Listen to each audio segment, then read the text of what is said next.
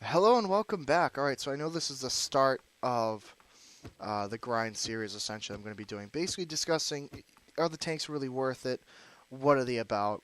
Just kind of giving you an idea of just basically a tank review. So the one I want to pick today is the Object 704. This has been a personal favorite of mine for a while, and I've had it for about probably 6 months, give or take. I don't really plan on getting rid of it. I really like it. I think it's a great tank. But before we talk about it, I want to talk about the line leading up to it. I've always liked this Russian line in particular. This is kind of the famous Russian line. This is also the original Russian tank destroyer line.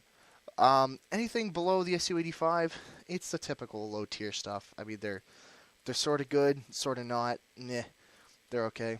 Su-85, arguably one of the better tier 5 tank destroyers. Definitely a lot better than the Stug, simply because the gun is a lot better. The mobility is okay. Be warned, actually, even after I put this out, a lot of the tank destroyers, their view range is being nerfed, then lessened. So I know the Su-85 already has a crap view range of 280.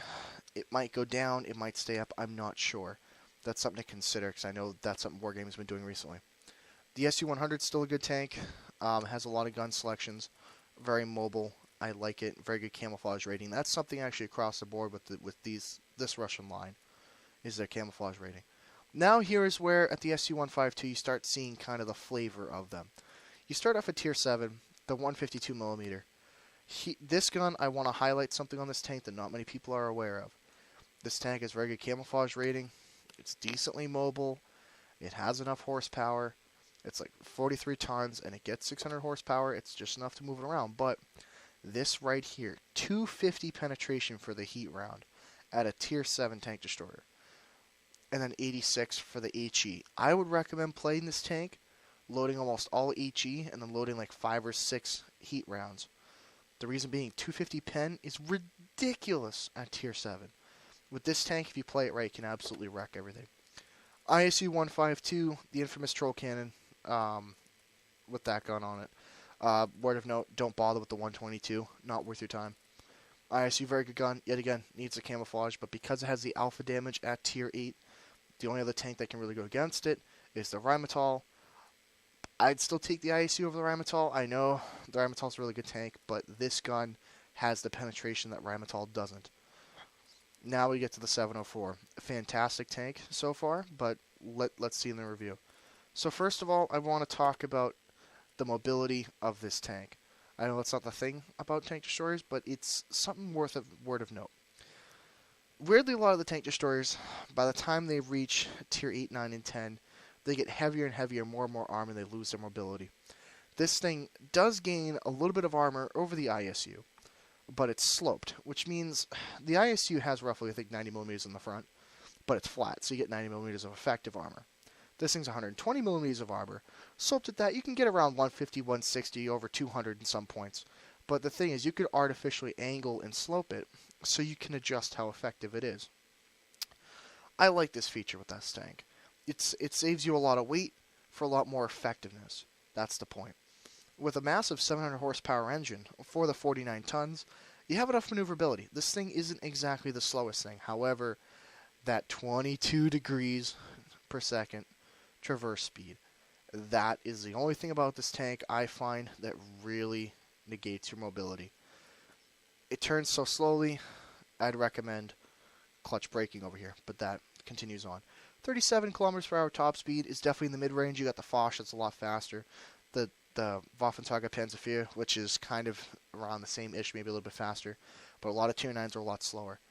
If you compare it to tank destroyers as a whole, this thing's actually a little slow, but compared to what it's competing against, it's actually rather mobile, ironically. Well, then again, anything is compared to the T-95, but that's beside the point.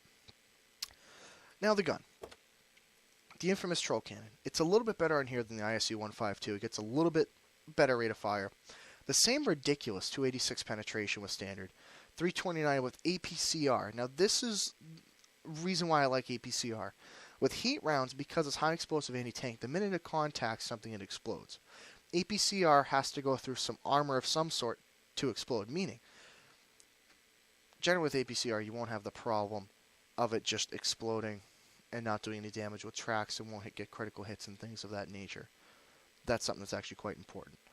It means that you'll be able to do more damage more of the time, more effectively. Now, across the board with the 2 rounds, you get 750 damage. With the HE, you do get 950. HE on this thing, I mean, you can carry, yet again, I carry 2 shells. That's all I'd ever recommend. I carry them just for the sake of, why not? If I get behind a T110E5 and he's not paying attention, I can reload, fine. But don't rely on the HE on this thing at all. Any target that you can kill with HE for 950 is typically artillery, and 750 will kill any of them. So you don't really need it. Just kind of have a couple rounds. The 3.9 accuracy, not bad. If you have a fully trained crew, yet again, this is why it's called the troll cannon. It'll sometimes screw you over. It'll sometimes do what you want it to do. Sometimes it does. I've seen it work very well. I've seen the accuracy do things that it acts like a .32 or a .35. Sometimes the thing, it'll just have a bad day and just won't shoot a damn thing. Yet again, that's kind of known for being a moody gun necessarily. 2.9 second aiming time for the caliber of this is actually not that bad. The T30 is roughly the same. The WT Panzer IV is like a 2.7. The point being, it hangs with them. It's not any better. It's not much any worse. But that's, with a gun this size, it's to be expected. Now, I will say the gun traverse speed is good enough, but the issue is in the front. You only get to move about 10-15 degrees or so in the front. So that is something to consider, that you do have to move the whole tank a lot of the time. Now, view range is a bit of an issue on this tank. I have a different philosophy. I think that I would rather be camouflaged and have binoculars. But the point is, the stock view range is 360. However, how I feel is if you run binoculars with a full crew, you will get 450. Now, that's over the magical 440. That's kind of the way I think about it, because if you just did coated optics and vents, you wouldn't reach that, and you'd only be getting the 5% crew skill. I'd rather have the camouflage with the binocs, with the large caliber gun rammer. If you choose the vents, I would say that you are taking away what this tank is really good at, is being stealthy. Even though it's a rather big tank, when you look at it on the front, for instance, there are some tanks that are actually a lot bigger. A good example, maybe T29 is like T30-ish. Like, the point is, it's not that big. You can go be pretty stealthy with it. Will I say it's the most stealthy of the tier 9s? No. But you can, especially with a good crew. And that leads me on to this next point that I want to make is, please, please get 6th Sense on your commander. Please. With this tank, you have to. Artillery loves this thing. There's not much of any armor at all on the top of this thing. This thing's a tank destroyer. It only has armor on the front. It's only meant to destroy tanks. That's the problem with it.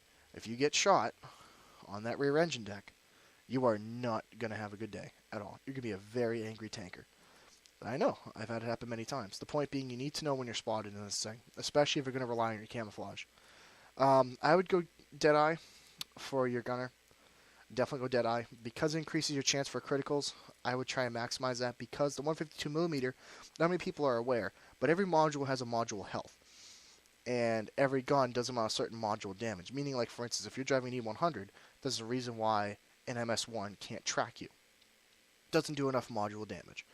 Whereas this is such a big gun, such high penetration, such high damage, it does enough module damage where generally it will track you.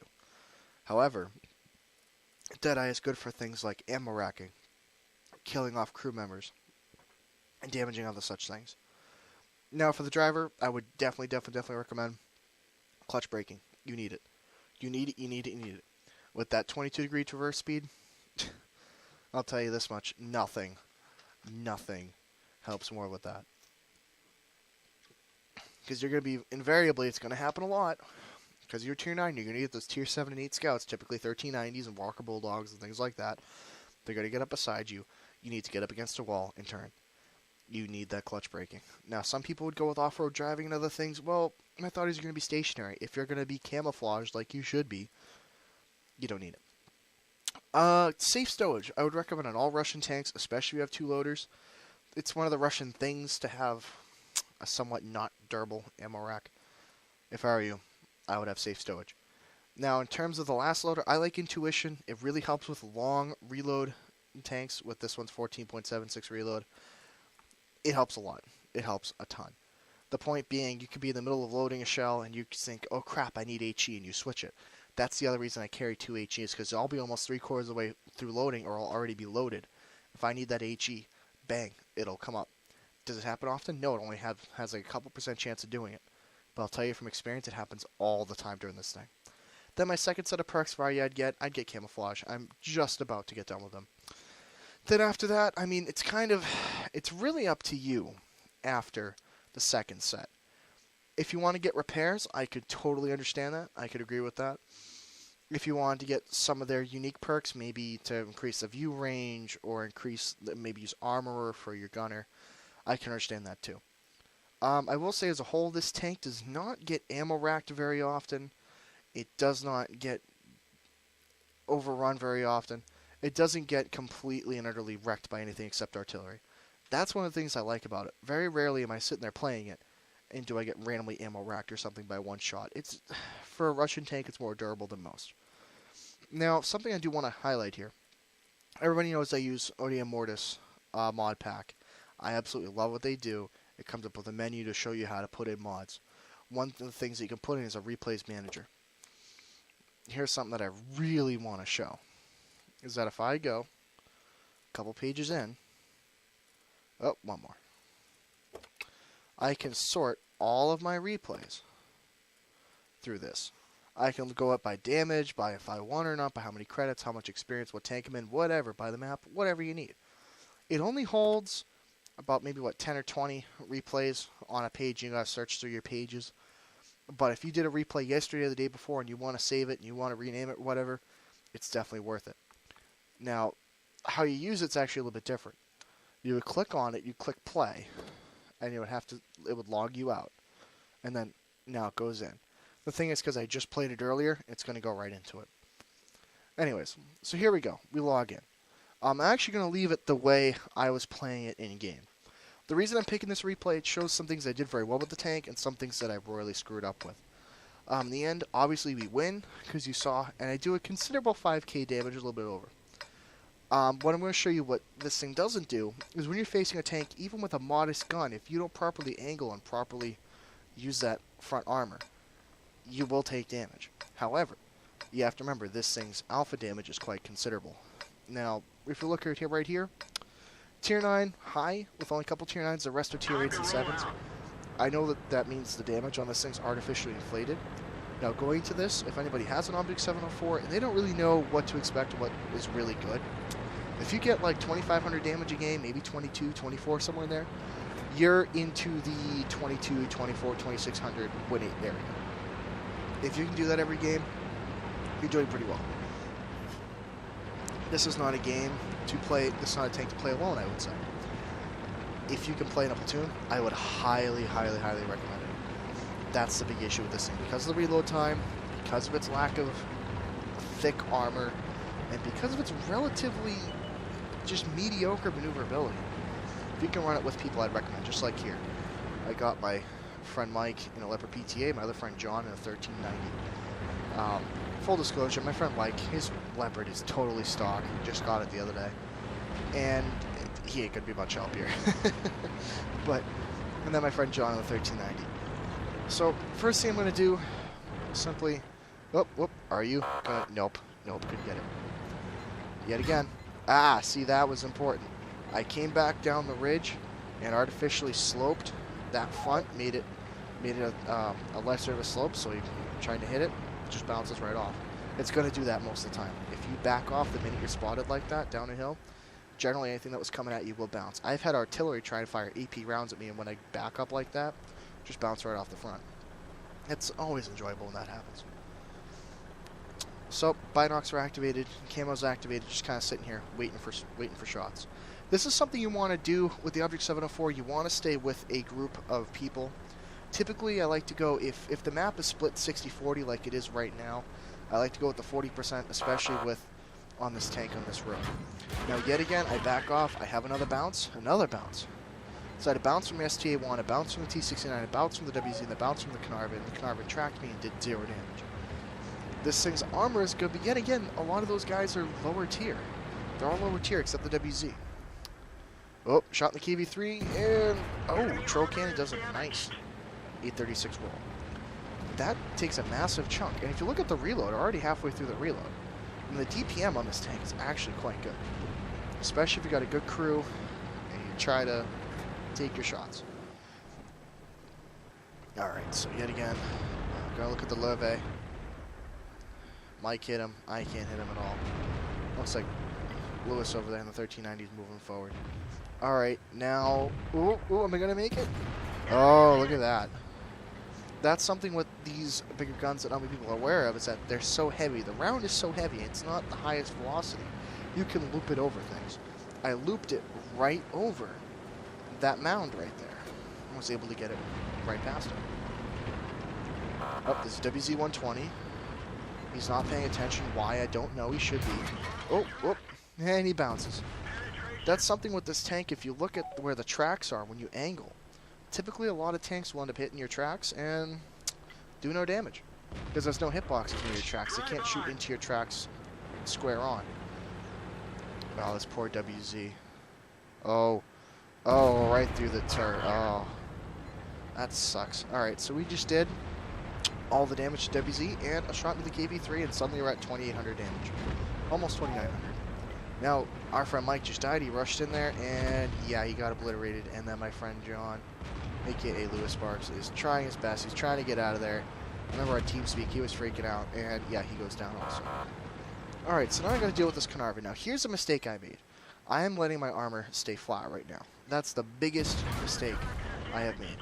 I'm not angling it properly, I'm not using it properly. Now I'm backing off.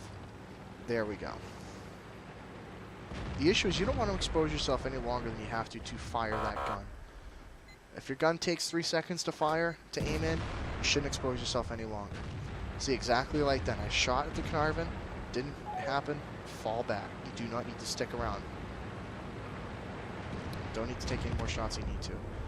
Alright, so we're still up 6-5 in terms of the whole game as a whole. I'm trying to make a move here. Here's where my first mistake happens. Bang, I'm side on to the Carnarvon. Yeah, I know it's a 40-degree angle, but he shoots into my track, and because of the angle, he can damage me. And again, I take another hit. Ugh.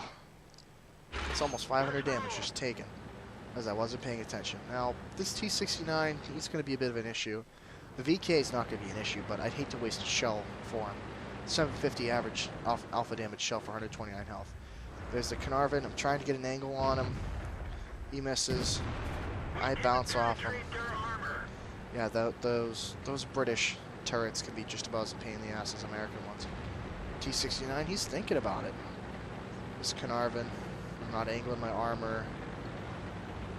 Yeah. The issue is I should have... Oh, is he going to do it? Oh, yeah. That wasn't a smart T-69. You don't try and do that. You wait till the Object 704 is fired. Oop, Carnarvon fires, he misses. Here's my problem. I am still going forward.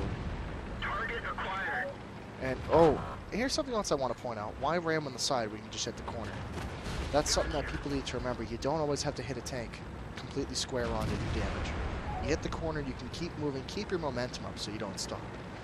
That's kind of a higher end, higher quality gameplay kind of thing. That's when you really start knowing the game.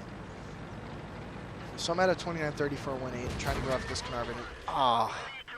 The tracking shot. This is where you don't want to do. That lower plate on this thing is basically 0 millimeters. I mean, it basically is non-existent. It's maybe 10, 20. I mean, there's nothing under there. So the point being, he could have had fantastic shots. Luckily, I had allies. T-49 derped him, IS hit him, and then I'm just going to go around and just smack him. That's a shame. 750 alpha damage, only doing 12 damage, but hey, gotta do what you gotta do. So already up to 4 kills, actually. Kind of happened somewhat quickly. So moving down here to the cap, there's 3 of them left. There's 3 enemies left, around 4 kills. Now we're spotted. Don't know where the shot's gonna be coming from. The good thing is already isn't around. Oh, Yag Panther. Now, remember I said this thing's a troll cannon. Well, I had another 2 seconds to aim, and I just fired and got him. Typically with this thing, with this gun, if you start aiming for the first second or two, first couple seconds and fire, it sometimes will just fly true, sometimes it won't. You can take the risk, is the point being. Now there's the M103. This is the part of the troll tank that, this is why you know it's a troll tank. Hits the back of the tracks, just stops him. He's tracked. He's not going anywhere. If only the gun would reload. Come on. Come on. Oh, oh. 2 seconds left on reload. 1. Trying to find the shot. Trying to find the shot. Into the side. And only tracks him. Someone else kills him. So that would have been kill number 6, but it was taken. So now it's just the E75. He's on 1100 health. I'm trying to advance on the E75 over open ground. Not wherever you really want to be, but he's the last tank, so what the hell. I'm looking at him. Oh, he puts a good shot into me for 482. Oh, I'm going to crest it. I'm going to look at him, and just before he reloads, kill him for the 6th kill for 5120 damage. So that was a pretty decent replay. Yet again, be warned, those damage stats are a little bit artificially inflated simply because of the tiering. If you're in a lot of tier 9s and some tier 8s, typically you're going to probably do around 3,000, 3,500, maybe 4K. If you're in a tier 10 game, do 2,000 damage, maybe 2,500, and you're doing very well. Overall, at the end of this, would I say I recommend this tank? Absolutely. I would definitely recommend it. I think it's a fantastic tank. Now, does it justify the grind? Kind of. I mean, if you're going out to just get the tier 10, the 268, which definitely, statistically, has a fantastic gun, it has the mobility, has the armor, you're going to come across the 704 anyway. I'd recommend getting it. Now, the other aspect to talk about is, would you keep it? The ISU, I would keep if you get it.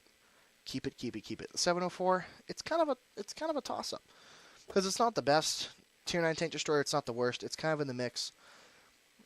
I like it because of the alpha damage. I really like the gun. Yeah, I control you hard sometimes, but you really love it when it works. When it does what it's supposed to do, it's fantastic. So overall, I'd give this tank a very high rating, a lot of praise. Yeah, it can sometimes piss you off, but that's why I say run it in a platoon. Don't run it solo. It's a lot better in a platoon when you can get that support. Preferably you run this thing with a couple mediums or maybe a mobile tank destroyer or even maybe a couple heavies. It all depends if you want to stick as a group or not. But if you run it solo, you're going to have a lot of games where you'll get shots that miss, things aren't being set up for you. That's the thing about a platoon. You want to have a platoon where you can get enemies to already distract someone. You come in, derp them with the BL-10, and then they're having to deal with you plus your another ally or two. That's where this tank shines. So just make sure you keep that in mind while playing it. But if you're just going to try and grind through it, the only good thing is for the grind is you'll already have the engine, you already have the gun, you just have to get the radio and the tracks. And honestly, the tracks, since they're 23,000 XP, spend 1,000 gold, it's like $6, and just convert it, or maybe enter some tournaments or something. Or if you have to grind it out, play some other tanks, get the free XP if you have to, because you don't want to play it without this BL-10. However, I will say the stock one, you can play with the stock one because of the 250 millimeters of high heat, high explosive anti-tank. You can make it work. So overall, I hope you guys enjoyed this video. I hope you guys found this very educational, very enlightening. Definitely let me know what you think. Let me know also if there's any other tanks you guys want me to review. I have quite a few in the garage, about 50 or so. I'll stop here and there so you guys can see what kind of tanks I have. Be warned, some of the low tier tanks I have are just for giggles because I like them. Like, I'm not going to review the BT7 as much as I like it. It's kind of a simple tank. So the point being, just let me know what you guys think. Leave comments, leave likes, whatever you like to do. Please, if you're watching, please give the channel a subscribe to it, please. I'm also starting on Twitch a lot. I'm starting to do some streaming. I'm starting to try and get a regular streaming times and things like that. So anyways, I hope you enjoyed it. Thank you very much for watching, and I appreciate it. I shall see you next time.